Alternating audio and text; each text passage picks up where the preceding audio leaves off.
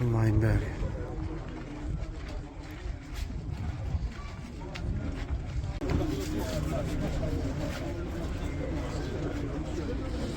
الله يبارك.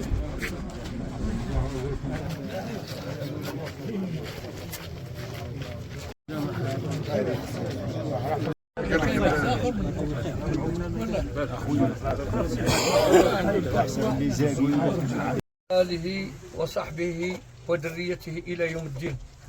الحمد لله الذي جمعت له المحامد في السماء وفي الأرض. نحن بين إخواننا لكي نقدم عزاء هذا المصاب الجلل، وبعدما سمعنا كلمة الترحيب من شيخهم فنقول له عظم الله أجركم وأحسن الله عزاءكم في المصيبة التي حلت بكم وبنا.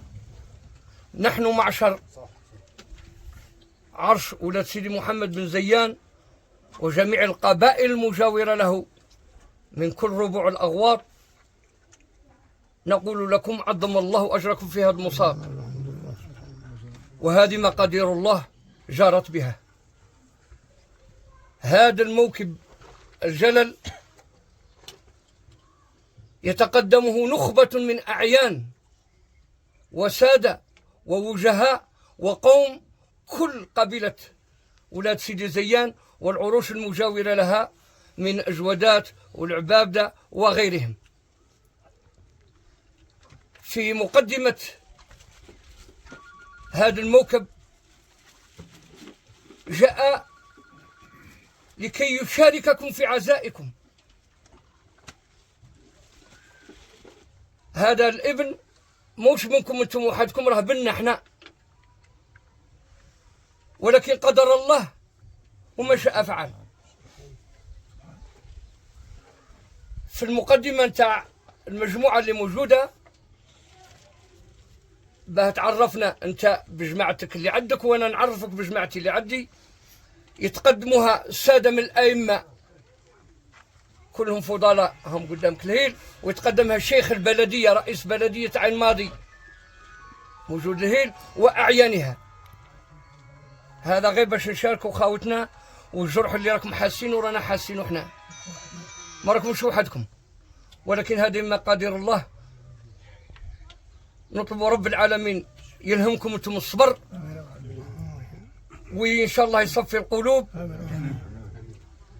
ومعديرة عرفنا دوك انت بجماعتك. سيدنا محمد وعلى اله وصحبه وسلم. لولا نقول لكم مرحبا وسهلا بكم أعزك الله في بلدي الستيتن في عرش الستيتن.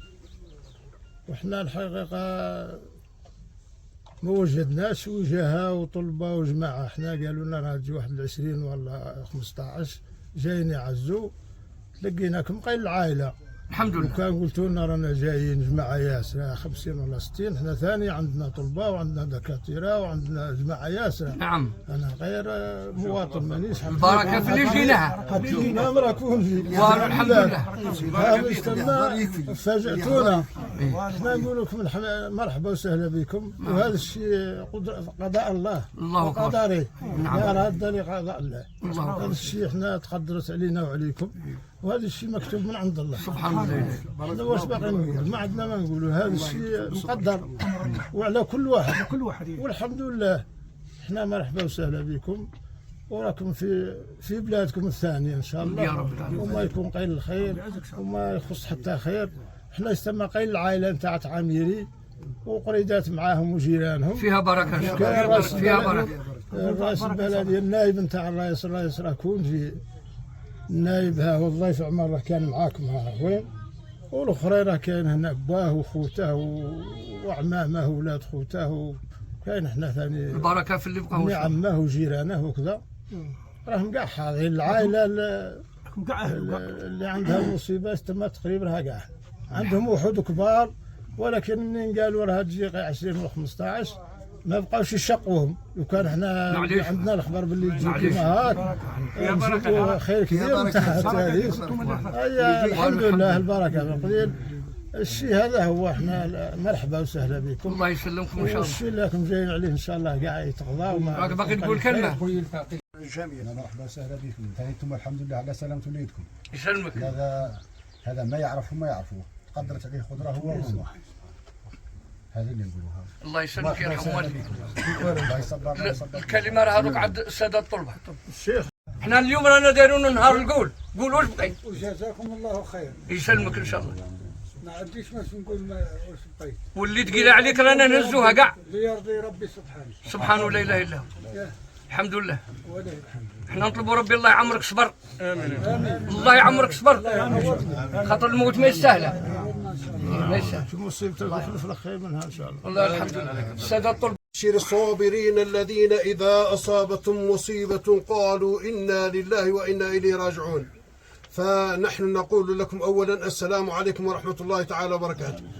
ثانيا هذه المصائب تقع من الحين إلى الآخر. أنتم ربي يرزقكم الصبر والإيمان، وهذه مصيبة نزلت على الجميع صاعقة من الصواعق، ونحن نؤمن بقضاء الله وقدره. وأنتم تعلمون أن الإيمان أن تؤمن بالله وملائكته وكتبه ورسله واليوم الآخر، وتؤمن بالقدر خيره وشره، وهذا من قضاء الله وقدره. هذا سبحان الله قدرت عليهم هذه المصيبة عندك، فنطلب من الله سبحانه وتعالى أن يتغمدهم برحمته الواسعة، وأن يجعلهم من الشهداء، وأن يرحمهم رحمة واسعة، وأهليهم وذويهم وبالأخص الوالدين. الله يرزقهم الصبر والإيمان إن شاء الله بربي. وهذا الموقف ما نقول فيه إلا أن ما قاله الله سبحانه وتعالى وما علمنا الله سبحانه وتعالى، نقول إنا لله وإنا إليه راجعون. ومن استرجع في المصائب أكرمه الله سبحانه وتعالى بثلاث كرامات. قال تعالى: وبشر الصابرين الذين إذا أصابتهم مصيبة قالوا إنا لله وإنا إليه راجعون أولئك عليهم صلوات من ربهم ورحمة وأولئك هم مهتدون. أكرمهم الله سبحانه وتعالى الصابرين الذين يقولون في أي مصيبة كانت، سواء كانت في الوفاة أو في ذهاب الأموال أو في النقص من الثمرات أو في الخوف أو في الجوع، لأن الله سبحانه وتعالى جمع هذه الأشياء في 5 في آية واحدة. قال تعالى: ولنبلونكم بشيء من الخوف والجوع ونقص من الأموال والأنفس والثمرات. هذه ما تخطيش المسلم، هذه ما تخطيش الناس كاملين، مسلم ويهودي ونصراني وغير ذلك. والله سبحانه وتعالى كتب الموت على كل حي، ولكن المسلم دائما نجح في كل السراء والضراء، دائما نجح، دائما يسترجع ويقول إنا لله وإنا راجعون. ربي سبحانه وتعالى يكرمه: أولئك عليهم صلوات من ربهم ورحمة وأولئك هم المهتدون. كرمهم بالصلاة يعني بالهداية الله سبحانه وتعالى، وكرمهم بالرحمة من العذاب في الدنيا وفي الآخرة، وزاد لهم علو واحد آخر وهو الهداية. أولئك عليهم صلوات من ربهم ورحمة وأولئك هم مهتدون. الله يثبتنا وإياكم بالقول الثابت في الحياة الدنيا وفي الآخرة، ويرحم وليداتنا ويرزق والديهم وأهليهم الصبر والتقوى والصلاح إن شاء الله بربي، ويثبتنا وإياكم بالقول الثابت في الحياة الدنيا وفي الآخرة إن شاء الله بربي. وأحيل الكلمة، اسمحوا لي نحيل الكلمة ثانية لشيخنا الفاضل سيدي علي بن سيدي محمودي، وليتفضل مشكورا. بعد بسم الله، الحمد لله والصلاة والسلام على سيدنا ومولانا محمد رسول الله صلى الله عليه وعلى آله وصحبه وسلم تسليما كثيرا. ورضوان الله تعالى على الأولياء والشهداء والصالحين والعلماء من أمة الإسلام. صلوا على رسول الله، صلوا على رسول الله، صلوا على رسول الله صلى الله عليه وعلى آله وصحبه وسلم. شاءت أقدار الرحمن أن نلتقي في هذا اليوم وفي هذه اللحظات العصيبة والحرجة. جئناكم من عين ماضي وكلنا قلب واحد ويد واحدة. جئناكم لأداء واجب العزاء، وهو واجب ديني أخلاقي إنساني واجتماعي. جئناكم موحدين نحمل في قلوبنا وفي أفئدتنا واجب العزاء لهذه الأسرة الكريمة ولهذه الولاية المضيافة الطيبة الطاهرون أهلها، والتي هي ولاية مجاورة وشقيقة لها في قلوبنا كل العز وكل المحبة وكل الاحترام.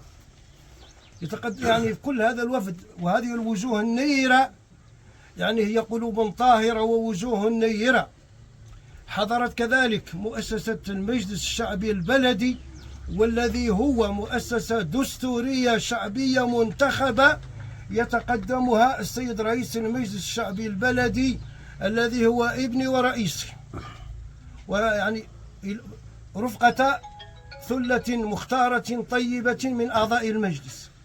جئناكم ولا يسعنا إلا أن نقول وداعا أيها الراحل، وداعا أيها الراحل، وداعا أيها الراحل، لقد التحقت بالرفيق الأعلى ولن تعود إلى هذا الكون ولن تعود إلى هذا العالم، فعزاؤنا فيه صبرا جميلا.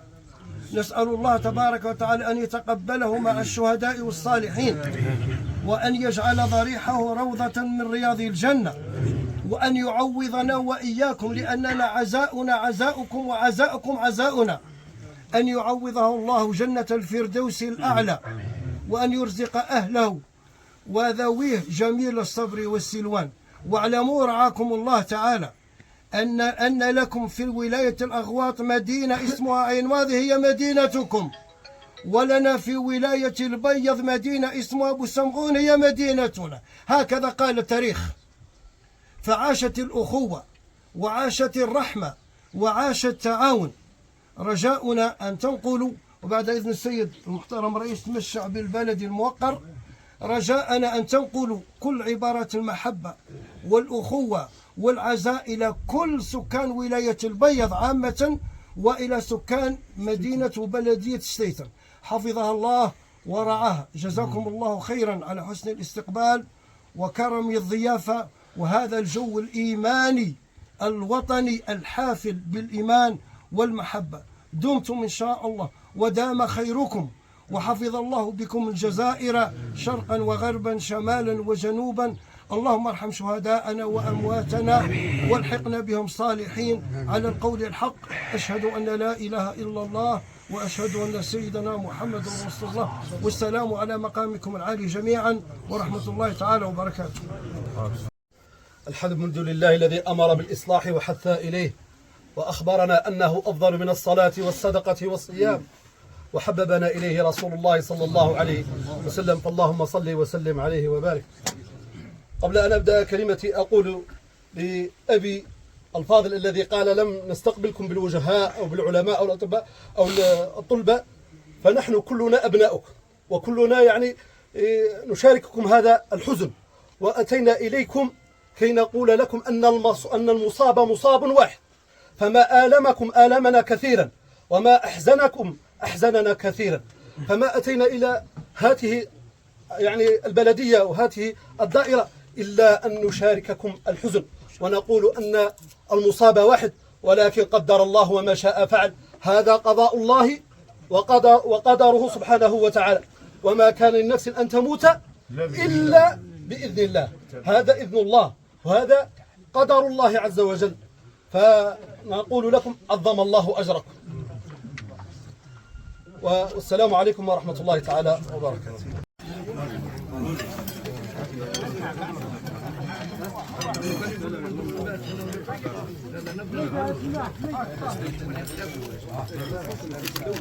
الرئيس هذا العرف وهذه العادة الإسلامية الراسخة تاع التآخي تضامن تسامح، كلمة بهذه المناسبة. أولا اسمك من فضلك. بسم الله الرحمن الرحيم، والصلاة والسلام على أشرف المرسلين سيدنا محمد وعلى آله وصحبه أجمعين. السيد بشير بوزياني رئيس المجلس الشعبي البلدي لبلدية عين ماضي، باسمي وباسم ساكنة عين ماضي وباسم ولاية أغواط جمعاء، نعزي أنفسنا ونعزي أهلنا في ولاية البيض، وخاصة في بلدية ستيتن الآن رانا فيها، ونقول لهم ما قال الله سبحانه وتعالى: إن لله وإنا إليه راجعون. عظم الله أجركم وأحسن الله عزاءكم وغفر للموتى وجعلهم في عليين جوار المرسلين. ونقول للمرضى شفاهم الله إن شاء الله، وكل ساكنة بلدية ستيتن وكل ساكنة ولاية البيض نسأل الله لهم الصبر على ما أصابهم، ونسأل الله لهم الجنة على صبرهم في عزائه، على صبرهم في فقدان الموت. ولا يسعني إلا أن أقول ما قاله الرسول صلى الله عليه وسلم: إن العين لتدمع وإن القلب لا يخشع، ولا نقول إلا ما يرضي الله سبحانه وتعالى. إن لله وإنا إليه راجعون، إن لله وإنا إليه راجعون، وعظم الله أجركم، والسلام عليكم ورحمة الله تعالى.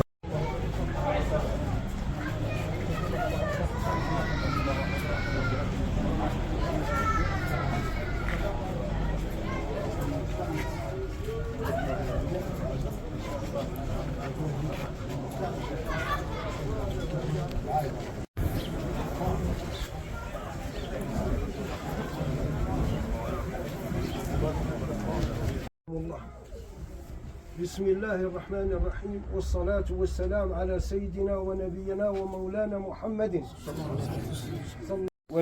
ولسكان كل الوطن، لأن حوادث الطرقات حوادث كلنا مشتركين فيها. كل الحوادث هذه نجم تصل لأي إنسان، الطريق لا ترحم. عزاؤنا في الله سبحانه وتعالى أن يتغمد أرواحهم في جناته، وأن يلهم أنفسنا وذوينا وكل سكان بلد ستيثن الصبر والسلوان.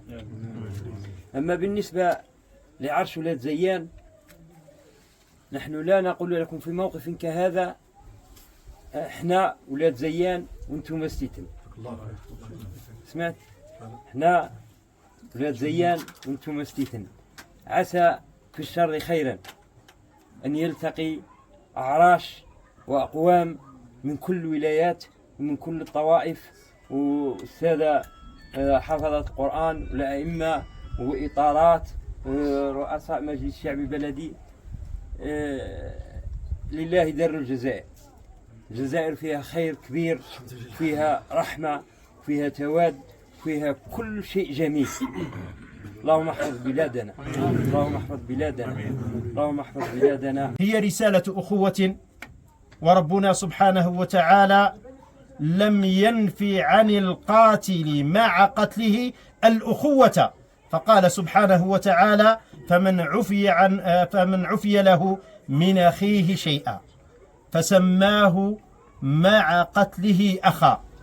فإنما جمعنا ديننا، إنما جمعنا رضاؤنا بالقضاء والقدر، إنما جمعنا نجدان الصلح، والصلح خير. نجدان أن تجتمع كلمتنا، وأن نتضامن، وأن نعرف أن كل شيء صار في هذا الكون إنما يصير بقضاء الله وقدره. ونعزي أنفسنا ونعزي عائلاتنا أننا وإن فقدنا عزيزا فإن مصابنا بالنبي صلى الله عليه وسلم أعز، وما فقد الماضون مثل محمد ولا بعده إلى يوم القيامة يفقد. إخواني الكرام، أكبر فتنة مرت على الجزائر